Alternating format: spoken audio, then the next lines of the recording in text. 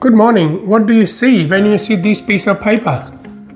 I would say most of you might have a quick thought, hey, I can see some red dots, and very natural to have a focus on these red dots. But if you focus carefully, that makes up only a small portion of the entire piece of paper. Okay, very small portion. And similar thing I want to show you in today's property market, where if you really understand the data, any suburb is actually made up of 70% of owners and 30% of investors. You have actually heard ongoing news and different opinions and different stories regarding these dots, which you can say negative gearing and capital gain tax and other things. But if you focus again, the majority of area is white, color, blank. And what I'm trying to say here is 70% of people in, or you can say 70% of purchasers are actually first-time buyers. And most of these strong suburbs that has really strong statistics and strong demand is actually driven by 70% of owners and 30% of investors.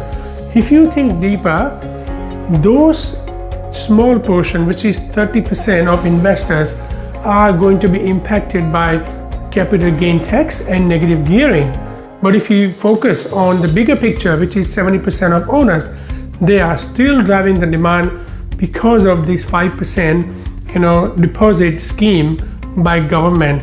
So many banks have predicted that you might see decline in the price. But if you see the bigger picture, the demand is still driven by the owners.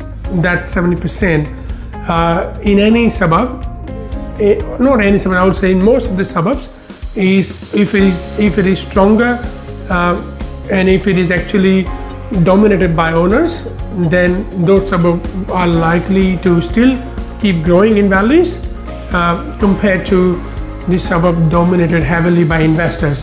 But I have seen a lot of suburbs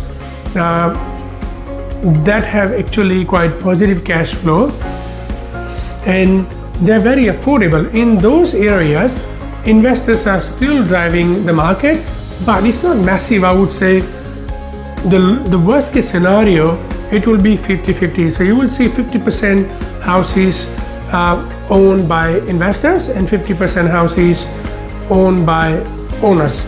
So they still have a significant impact on the demand. If the investor are scared or nervous or sitting on the side because of these new rules of negative gearing, capital gain tax, market is still going ahead as usual with those remaining 50% first-time buyers. So think that way, and I want to just divert your attention from simply one factor of capital gain tax and negative gearing to a bigger picture where the market is still going as usual by those first-time buyers.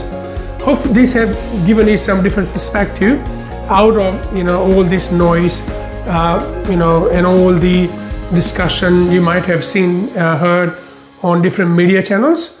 And I want you to think out of the box, something slightly different in terms of the demand and supply. Thank you so much. Kalpesh Shah from AimRight Property Buyers Hub. Speak soon. Thank you.